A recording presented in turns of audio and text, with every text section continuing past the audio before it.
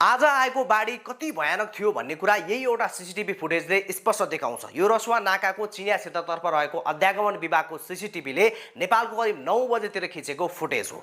अझ धेरै तनावको विषय त के छ भने तिब्बतमा आएको हिमपैह्रोको कारण थुनिएको जुन नदी विस्फोट भएर यो बाढी आएको छ त्यो नदी पूर्ण रूपमा खोलिसकेको छैन। त्यसैले अब त्यो नदी फेरि खुल्दाखेरि अर्को यस्तै बाढी आउन सक्ने भएकोले गर्दा रसुवा, धादिङ, चितवन, नुवाकोट लगायत आसपासका नागरिकहरू अझै पनि सचेत रहनुपर्ने देखिएको छ। किनकि बाँकी रहेको भाग कतिखेर फुटेर आउने हो कुनै अत्तो पत्तो छैन।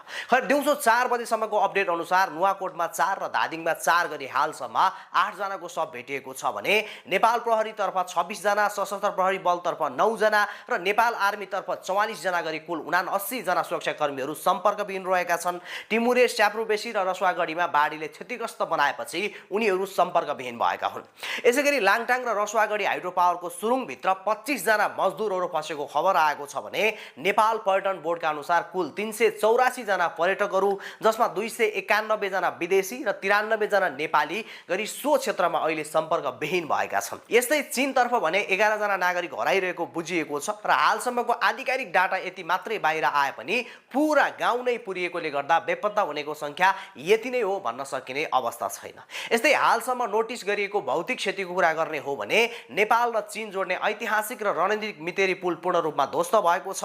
यस्तै टिमुरे सुक्खा बन्दरगाह जाँचपासको लागि राखिएको 500 वटा भन्दा बढी कन्टेनर र गाडीहरू बाढीले बगाएको छ वा लेदोले पुरिएको छ। यस्तै कुल 14 वटा हाइड्रो पावर प्रोजेक्टहरूमा 748 मेगावाट क्षमतामा गम्भीर क्षति पुगेको छ, जसको कारणले गर्दाखेरि नेपालको राष्ट्रिय प्रशासन लाइनको करिब 12% बिजुली आपूर्ति बन्द भएको छ। यस्तै टिमुरे बजार, स्याप्रोबेसी, मैलुङ र शान्ति बजारका नदी किनाराहरूको बस्तीहरू पूर्ण रूपमा बगाएको छ भने सडक मार्गतर्फ पासाङलामु राजमार्ग र त्रिशुली करिडोरका 19 वटा पुल तथा 40 किलोमिटर सडक खण्ड बगेकोले गर्दा यातायात पूर्ण रूपमा ठप्प भएको छ।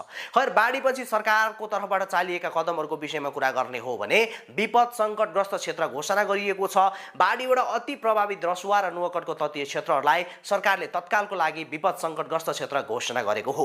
यसै गरिकन 10 बुँदे निर्णय पनि गरिएको छ, विशेष निर्णय गरिएको छ, जसमा मन्त्री परिषदको आकस्मिक बैठकले घाइतेहरूको उद्धार, पुनर्स्थापना र राहतको लागि 10 वटा महत्त्वपूर्ण नीतिगत निर्णयहरू पारित गरेको छ भने 2.5 करोडको आपतकालीन बजेट पनि छुट्याइएको छ, जुन चाहिँ राहत र उद्धार कार्यको लागि तत्काल अघि बढाउन भनेर 3 वटा जिल्लामा गरी 2.5 करोड रुपैयाँ आपतकालीन राहत कोषको विनियोजन गरिसकेको छ र घाइतेहरूको निःशुल्क उपचार गर्ने भएको छ। बाढीमा परि घाइते भएका सबै नागरिकहरूको देशको प्रमुख अस्पतालमा पूर्ण रूपमा निःशुल्क उपचार गर्ने व्यवस्था र निर्णय सरकारले गरेको छ भने हवाई टोली परिचालन पनि गरिएको छ, जसमा सुर्खेत र इटलीबाट थप 2 वटा सहित गरी कुल 12 वटा हेलिकप्टरहरू सेना र निजी परिचालन गरिएको छ, जसले उद्धार र खाद्यान्न ढुवानको लागि प्रभावित क्षेत्रहरूमा खटाइएको छ।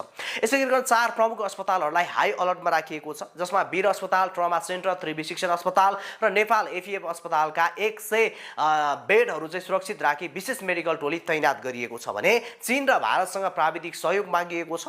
रसुवागढीको मितेरी पुल बगेको र तिब्बततर्फ हिमताल फुटेको आशंका गरिएकोले सरकारले चीन र भारत दुवै देशसँग तत्कालै उद्धार र पूर्वाधार निर्माणको लागि सहयोग पनि माग गरेको छ। यस्तै यातायात र यात्रामा पूर्ण रूपमा प्रतिबन्ध लगाइएको छ, जसको यो कारण चाहिँ थप मानवीय क्षति रोक्नको लागि भनेर गल्छी, त्रिशुली, रसुवागढी सडक खण्ड र नदी किनारामा रहेको राजमार्गहरूमा गाडी चलाउन, आवाजावत गर्न पूर्ण रूपमा रोक लगाइएको छ भने यसमा विपक्षी दलहरूले पनि ऐक्यबद्धता जनाएका छन्। संसदमा विपक्षी दलका सांसदहरूले समेत सरकारको राहत तथा उद्धार कार्यमा पूर्ण रूपमा सघाउने र राजनीति नगर्ने प्रतिबद्धता जनाएका छन्।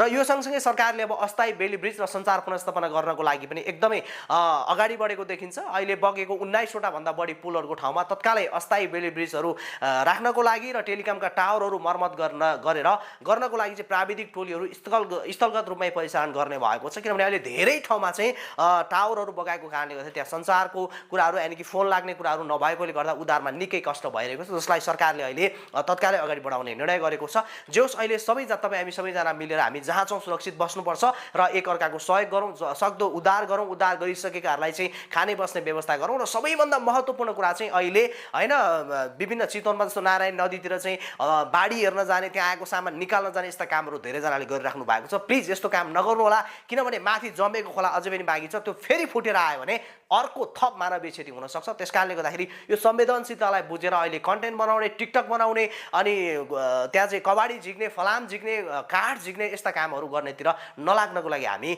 अनुरोध गर्न चाहन्छौँ।